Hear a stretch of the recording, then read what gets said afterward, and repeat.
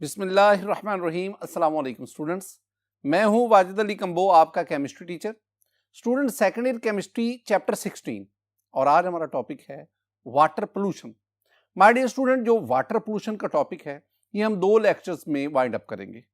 आज इस लेक्चर में हम उसके पहले 3 फैक्टर्स पढ़ेंगे और नेक्स्ट लेक्चर में रिमेनिंग 3 फैक्टर्स। तो ये हम आगाज करते हैं।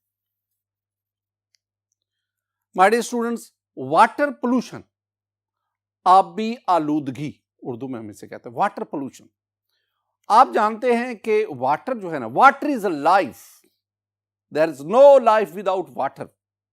हमारी बॉडी ज्यादातर हिस्सा पानी पर मुश्तमिल, और इक्वेटिक लाइफ यानी समंदर में, दरियाओं में जो भी लाइफ एग्जिस्ट करती है, प्लांट्स की सूरत में, एनिमल्स की सूरत में, that do not exist without that does not exist without water. तो water is essential for every kind of life. अब ना ड्रिंकिंग वाटर में खासतौर पर उसकी बात करूंगा। हमारे पास 2 तरह का पानी मौजूद है, एक सरफेस वाटर और एक ग्राउंड वाटर। यानी एक वो पानी जो जमीन के ऊपर मौजूद है, लेक्स की सूरत में, स्ट्रीम्स की सूरत में, और एक वो पानी जो जेरे जमीन है। अब ये दोनों तरह का पानी हम इरिगेशन पर्पस के लिए, ड्रिंकिंग पर्पस के लिए इस्तेमाल करते हैं, और ये दोनों तरह का पानी जो है इसको आलूदगी का खतरा है ह्यूमन एक्टिविटीज की वजह से, एटमॉस्फेयर की वजह से। ये मुख्तलिफ किस्म की एक्टिविटीज हैं, मुख्तलिफ किस्म के केमिकल्स हैं जिनकी वजह से पानी की आलूदगी का सामना है। और यही वो आलूदा पानी है जो एनिमल्स में, प्लांट्स में, इक्वेटिक एनिमल्स, ह्यूमंस, इनमें मुख्तलिफ किस्म की बीमारियों का बायस बनता है। माय डियर स्टूडेंट, अब जो नई ऑब्जर्वेशन है वो ये है कि 50% से ज्यादा जो बीमारियां हैं ना, उसकी वजह ये आलूदा पानी है। कॉन्टेमिनेटेड वाटर जो है ये बहुत ज्यादा, वाटर बॉर्न डिजीजेस वो एक अलग से टॉपिक है। हम ऐसी बीमारियां पढ़ते हैं जो आलूदा पानी की बदौलत पैदा होती है। आज के टॉपिक में जो हमारी डिस्कशन होगी वो क्या है, वो है कि हम उन फैक्टर्स को पढ़ेंगे जो पानी की पोल्यूशन का बायस बनते हैं, जो पानी की आलूदगी का बायस बनते हैं। माय डियर स्टूडेंट, इस लेक्चर में मैं 3 उन फैक्टर्स की बात करूंगा जिसमें मेरे पास ये लाइव स्टॉक वेस्ट है, मेरे पास ऑयल स्पिलेज है, और मेरे पास इंडस्ट्रियल वेस्ट एफ्लुएंट्स है। इस लेक्चर में हम इन 3 को पढ़ेंगे, और जो नेक्स्ट लेक्चर होगा रिमेनिंग जो 3 है फैक्टर्स, उनको हम नेक्स्ट लेक्चर जो है उसमें डिस्कस करेंगे। तो पहले हम आगाज किससे करते हैं? Livestock waste. What is livestock? Livestock से मेरी मुराद है वो जानवर जो हम घरों में पालते हैं। मसले इसमें आपके पास गाय है, भैंस है, इसमें आपके पास ऊंट है, भेड़, बकरियां, ये सब की सब चीजें, ये सारी की सारी लाइव स्टॉक है। Livestock, livestock waste से क्या मुराद है? बुनियादी तौर पर लाइव स्टॉक वेस्ट से मुराद 2 चीजें हैं, एक गोबर और दूसरा इनका यूरिन, पेशाब। इनको हम लाइव स्टॉक वेस्ट इसकी बात करते हैं। ये जो लाइव स्टॉक वेस्ट है ना, ये आलूदगी का बायस, वाटर पोल्यूशन का बायस बनता है। इन चीजों को जरा देखें my dear student. Livestock waste, livestock waste हम क्या करते हैं? या तो हम इसे ओपन लैंड पर फेंक देते हैं, खुली जमीन के ऊपर, हम ओपन लैंड, वहां पे आप इसको डंप कर देते, या डिस्चार्ज इनटू सीवेज, कैनल और रिवर्स। हम क्या करते हैं? हम जानवरों का गोबर, जानवरों का जो पेशाब वगैरह है, या उसको ओपन लैंड में डंप कर देते हैं, या हम इसको सीवरेज में, हम इसको कैनाल्स में, हम इसको रिवर्स उसमें डिस्चार्ज कर देते हैं। अब दूसरी बात, ये जो है livestock waste, livestock waste pollutes water, surface water भी, ग्राउंड वाटर भी, दोनों तरह का, पोजिंग सीरियस हेल्थ प्रॉब्लम्स। अब ये जो आपके पास लाइव स्टॉक वेस्ट है, इसमें केमिकल्स और बैक्टीरियल कंटेमिनेशन ये पानी में हो जाती है, जिसकी वजह से ये सीरियस हेल्थ प्रॉब्लम्स का बायस बनता है। ये ना सिर्फ सरफेस वाटर उसको आलूदा करता है, बल्कि ये ग्राउंड वाटर को भी कंटेमिनेट करता है। My dear student, chemicals and bacterial contents in livestock waste can contaminate water and cause infectious diseases जिसमें डायसेंट्री है, टाइफाइड है और हेपेटाइटिस है। इनको याद रखना है। ये वो इन्फेक्टियस डिजीजेस हैं जो लाइव स्टॉक वेस्ट से आलूदा पानी की बदौलत होती है। ये वो डिजीजेस है। इसमें डायसेंट्री क्या है? डायसेंट्री को हम ना पेचस, बल्कि मैं कहूंगा ब्लडी स्टूल, यानी पेचस के साथ साथ जो खून आता है, that is the dysentery. Second is typhoid, मियादी बुखार, यानी वो हम कहते हैं ना कि इसको दिन का बुखार है, ये इसका रात का बुखार है, इतने दिनों के बाद इसको बुखार हो जाता है, that typhoid. And the third one is hepatitis. Hepatitis तो अब हेपेटाइटिस ए, हेपेटाइटिस बी और हेपेटाइटिस सी, ये मुख्तलिफ किस्म के हेपेटाइटिस हैं। अब ये हेपेटाइटिस उर्दू में कहते हैं वर्मे जिगर, जिगर का वर्म, वर्म कहते हैं सूज, जिगर का सूज जाना, swelling of liver, that is. जहां भी ITIS आता है ना, हेपेटाइटिस, ITIS, तो इसका मतलब होता है स्वेलिंग, सूजना। तो हेपेटाइटिस ये आजकल ये बहुत ज्यादा ये बीमारी चली हुई है और ये बड़ी तादाद में लोगों को ये मौत का बायस बन रही है। ये जो है डायसेंट्री है, टाइफाइड है, हेपेटाइटिस है, ये सारी की सारी ये लाइव स्टॉक वेस्ट की वाटर में कंटेमिनेशन की बदौलत पैदा होती है। My dear student, the second factor is oil spillage. Oil spillage, पहले कुछ मैं आपको ना पॉइंट एक एक पॉइंट करके आपको बात समझाता जाता हूं। ऑयल स्पिलेज, ऑयल का बह जाना कैसे, इसको हम देखते हैं। पहले तो आप पेट्रोलियम की बात करें ना, चैप्टर 7 में हम डिस्कस करके आए स्टूडेंट, पेट्रोलियम, क्रूड ऑयल, उसकी शक्ल दोनों। अब पेट्रोलियम क्या है? Petroleum is a complex mixture of many compounds, particularly the hydrocarbons. आमतौर पर कहा जाता है कि पेट्रोलियम में ना C1 से C40 तक डिफरेंट हाइड्रोकार्बन्स मौजूद है। तो petroleum is a complex mixture of various hydrocarbons. हजारों नहीं, लाखों की तादाद में हाइड्रोकार्बन्स पेट्रोलियम में मौजूद हैं। Hydrocarbon, petroleum is used as fuel, lubricants, for manufacturing of plastics, detergents, rubber and many more. ये तो आप जानते हैं ना, ये पेट्रोलियम जो है ये फ्यूल की सूरत में पेट्रोल की आप बात करते हैं, गैसोलीन की बात करते हैं, आप केरोसिन ऑयल की बात करते हैं, ये बतौर लुब्रिकेंट इस्तेमाल होता है। और इस तरह आप पेट्रोलियम की मदद से डिफरेंट, इनको स्टार्टिंग मटेरियल लेकर आप डिफरेंट किस्म के प्रोडक्ट्स बनाते हैं। इसका मतलब पेट्रोलियम है क्या और पेट्रोलियम के यूजेस क्या है। पहले तो आप इन दो बातों को ऑयल स्पिलेज वाले टॉपिक में, पहले आपको पेट्रोलियम का पता होना चाहिए।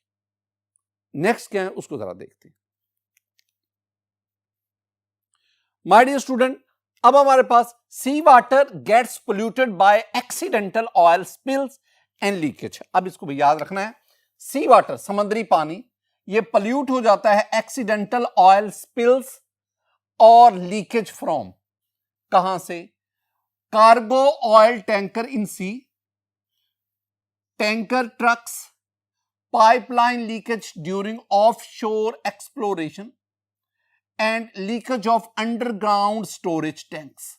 ये एक्सीडेंटली इन जराए से जो ऑयल लीक हो जाता है, स्पिल्स होता है। तो इनको देख लें। पहली बात मैंने क्या कही? मैंने कहा कि ये जो कार्गो ऑयल टैंकर इन सी है, इन कार्गो ऑयल टैंकर इनसे ये जो ऑयल है ये सतह समंदर पर फैल जाता है। दूसरा आपके पास मेन जो आ रहा है, pipeline leakage during the offshore exploration. तो ये ऑफशोर एक्सप्लोरेशन हो रही है जिसके दौरान ये पाइपलाइन, यहां से ऑयल बह रहा है। फिर आपके पास leakage of underground storage tanks, ये अंडरग्राउंड स्टोरेज टैंक्स है, इससे भी लीकेज है। और ये सब वो चीजें हैं जिसकी वजह से ऑयल जो है वो सी वाटर उसमें कॉन्टेमिनेट हो रहा है, या ये जमीन के अंदर जो अंडरग्राउंड वाटर उसमें शामिल हो रहा है। ये वो डिफरेंट जराए हैं, सोर्सेज हैं जिसमें समंदरी पानी के अंदर ऑयल मिक्स होता है। अब next, hazardous effect of petroleum products. ये जो हम पेट्रोलियम प्रोडक्ट्स है ना, इनके नुकसानात क्या हैं? अब इसमें पहली बात, पॉलीसाइक्लिक एरोमेटिक हाइड्रोकार्बन्स। अभी मैंने आपसे कहा ना कि petroleum is a complex mixture of hydrocarbons, और इनमें पॉलीसाइक्लिक एरोमेटिक हाइड्रोकार्बन शामिल हैं। पॉलीसाइक्लिक एरोमेटिक हाइड्रोकार्बन से वेरी गुड, मैं आपको जस्ट याद करवा रहा हूं ना। ये स्टूडेंट आपके पास बेंजीन है, अगर दो बेंजीन मॉलिक्यूल आपस में फ्यूज करवा दो, now this one is called the क्या है, नेफ्थलीन। तीन करवा दो, this one is called the anthracene. अगर आप इस तरह इनको तीन को करवा दे, now this is called phenanthrene. इसके अलावा ये भी आपके पास, ये मुख्तलिफ में जो आपके सामने, all these are polycyclic aromatic hydrocarbons. Polycyclic aromatic hydrocarbon, ये लफ्ज आपको पहले पता होना चाहिए कि पॉलीसाइक्लिक एरोमेटिक हाइड्रोकार्बन से मेरी मुराद क्या है। तो ये जो कंपाउंड मैंने आपके सामने शो करवाए, these are polycyclic aromatic hydrocarbons. My dear student, polycyclic aromatic hydrocarbons, these are carcinogen. Carcinogen mean cancer causing, ये कैंसर का बायस बनते हैं even at very low concentration. यहां तक के बहुत कम मिकदार में भी ये कैंसर का बायस बनते हैं, बहुत कम मिकदार में, मामूली मिकदार इनकी भी जिस्म में कैंसर का बायस बनती है। Marine organisms are severely affected by soluble aromatic fraction of oils. Marine organisms, वो ऑर्गेनिज्म जो समंदर के अंदर पाए जाते हैं, वो शदीद तरीन अफेक्ट होते हैं इन सोल्यूबल एरोमेटिक हाइड्रोकार्बन्स पे, और जो फ्रैक्शन जो ऑयल के अंदर मौजूद है। अब ऑयल के अंदर कुछ ऐसे एरोमेटिक हाइड्रोकार्बन जो इनसॉल्युबल इन वाटर हैं, कुछ हैं जो सॉल्युबल इन वाटर हैं। जो soluble aromatic hydrocarbon, soluble aromatic fraction of oil है, वो मेरीन ऑर्गेनिज्म के लिए बहुत बहुत नुकसानदेह। My dear student, blockage of light by oily layer, एक तो बात ये होगी ना कि पॉलीसाइक्लिक एरोमेटिक हाइड्रोकार्बन, और बाज दफा they are such a threat to the aquatic element that they causes their death, ये उनकी मौत का बायस बनते। My dear, blockage of light by oily layer. अब देखो, समंदर के पानी के ऊपर ऑयली लेयर आ गई। अब समंदर के अंदर बहुत ज्यादा वेजिटेशन है, वेजिटेशन प्लांट्स वो फोटोसिंथेसिस के लिए अपनी फूड प्रिपेयर करते हैं। फोटोसिंथेसिस के लिए और चीजों के साथ साथ लाइट चाहिए।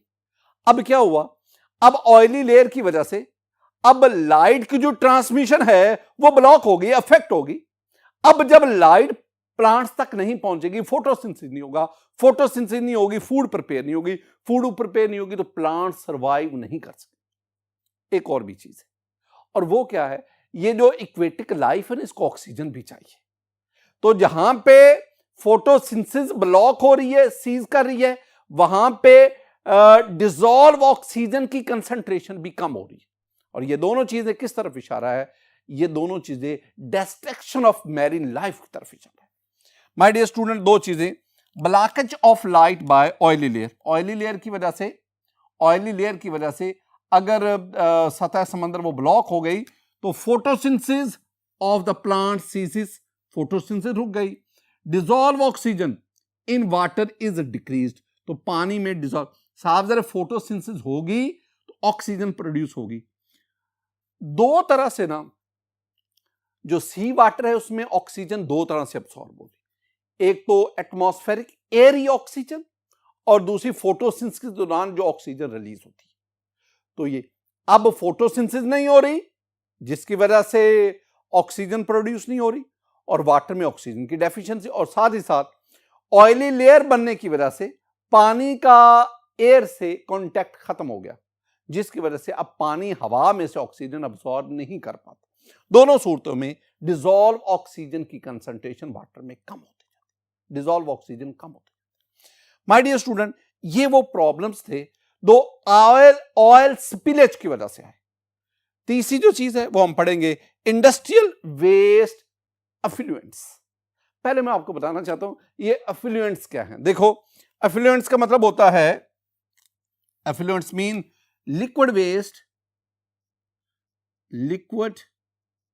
वेस्ट, या आप इसे कह सकते हैं सीवेज discharged into river और sea। ये ना मैं आपको, यानी एफ्लुएंट्स मीन बहता हुआ, बहता हुआ। तो इंडस्ट्रियल वेस्ट एफ्लुएंट्स, वो इंडस्ट्रियल वेस्ट जो बह रहा है, बहाव रखता है। माय डियर स्टूडेंट, इसको जरा डिटेल से हम देखते हैं। मैं ना आपको इंडस्ट्रियल वेस्ट एफ्लुएंट्स जो है इसको ना डॉट्स की, एक ये पॉइंट, एक ये पॉइंट, एक ये पॉइंट और एक और पॉइंट, ये मुख्तलिफ पॉइंट्स की सूरत में मैं आपको याद करवाने की कोशिश कर रहा हूं। माय डियर स्टूडेंट, पहली बात, हम उन इंडस्ट्रीज को पढ़ना चाह रहे हैं, वो कौन कौन सी इंडस्ट्रीज हैं जहां मेन प्रोडक्ट्स के साथ साथ, जहां मेजर प्रोडक्ट्स के साथ साथ बाय प्रोडक्ट्स और वेस्ट भी प्रोड्यूस होते हैं। पहले ये बात देखें, यानी following industries have some by products and waste effluents along with main products। कौन कौन सी industry? Leather tanneries, leather tanneries यानी वो इंडस्ट्री जहां पे हम चमड़े से खाल बनाते हैं, टैनिंग होती है। फर्टिलाइजर, खाद, oil refining, petrochemicals, textiles, paper pulp and paper board, rubber products, agrochemicals and many more. ये मैं दोबारा इनको याद करवाऊंगा। माय डियर स्टूडेंट, मैंने कहा लेदर टैनरीज, मैंने बात की फर्टिलाइजर्स की, ऑयल रिफाइनरीज की बात की, मैंने बात की पेट्रोकेमिकल्स की, मैंने टेक्सटाइल की बात की, टेक्सटाइल जहां पे कपड़ा वगैरह बनता है, मैंने paper pulp and paper boards की बात की, मैंने आपके सामने रबर प्रोडक्ट्स की बात की, मैंने आपके सामने एग्री केमिकल्स की बात की। इनके अलावा और भी बड़ी इंडस्ट्री, ये वो हैं जिनमें मेन प्रोडक्ट्स के साथ साथ बाय प्रोडक्ट्स और वेस्ट एफ्लुएंट्स प्रोड्यूस होते हैं। ये वो फैक्ट है। सिर्फ ये नहीं है, और भी हमारी सराउंडिंग में बहुत सारी ऐसी इंडस्ट्री है जो वेस्ट एफ्लुएंट्स वो प्रोड्यूस कर रही है, बेतहाशा प्रोड्यूस कर रही है, और यही वो वेस्ट एफ्लुएंट्स है जो वाटर पोल्यूशन का बायस बन है। अब दूसरी बात, ये जो वेस्ट प्रोडक्ट है that is in may be in the form of waste heat, smoke, solid, ये वाटर जो है हमारे पास, water effluents, water waste effluents, ये मुख्तलिफ किस्म के हमारे पास है कि वेस्ट प्रोडक्ट की सूरत में मौजूद। माय डियर स्टूडेंट, एक और चीज, केमिकल्स इन इंडस्ट्रियल वेस्ट। ये जो इंडस्ट्री से हमारे पास वेस्ट आ रहा है, एक तो प्रोडक्ट तो चला गया ना, जो इंडस्ट्री से वेस्ट निकल रहा है, अब इस वेस्ट में कौन कौन से केमिकल्स हैं, वो कौन कौन से केमिकल्स हैं जो वाटर पोल्यूशन का बायस बन रहे हैं, जो लाइफ के लिए थ्रेट्स हैं। अब उनको देखें। उसमें स्टूडेंट ये याद रखने आपने, उसमें एक तो आपके पास highly toxic synthetic organic compound, highly toxic, इंतहाई जहरीले, खतरनाक synthetic organic compounds, heavy metals, these are very very important. Heavy metals याद करनी है, ये बाज़ दफा वैसे ही आपसे पूछ सकते हैं कि बताएं वो कौन सी हैवी मेटल्स हैं जो इंडस्ट्रियल वेस्ट एफ्लुएंट्स में मौजूद है।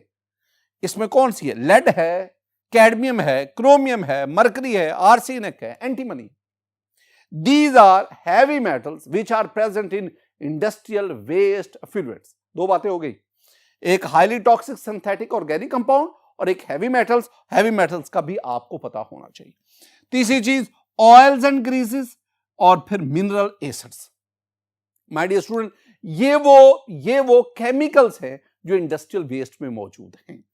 अब these chemicals they contaminate surface and ground water.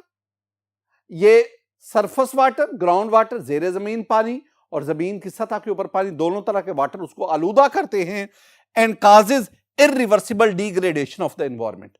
और ये इन्वायरमेंट की ये बात समझने वाली है, irreversible degradation of the environment.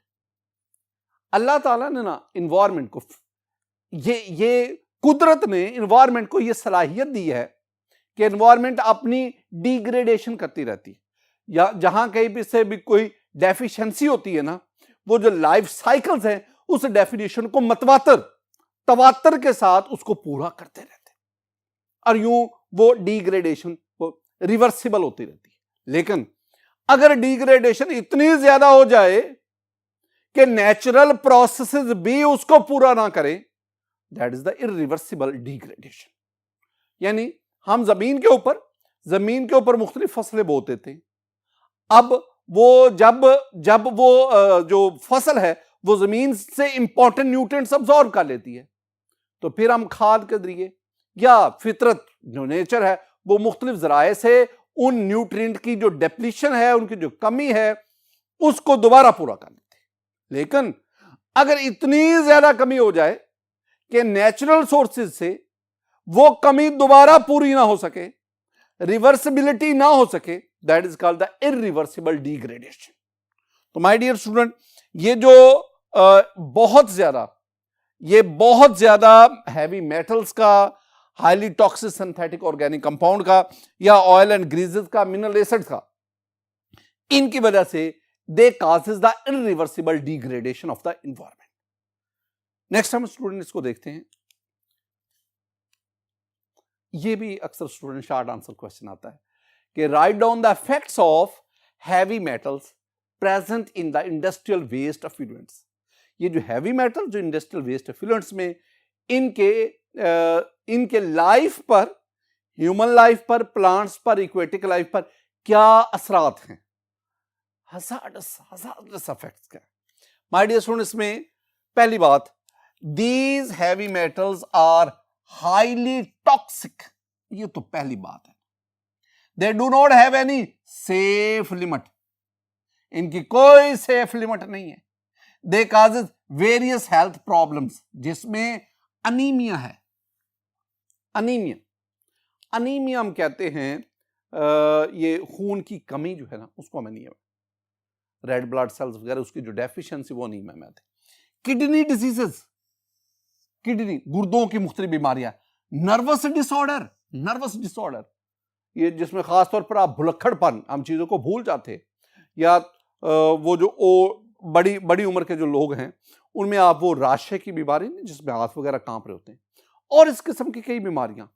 Similarly we have the high blood pressure. ये वो मुख्तलिफ डिजीजेस हैं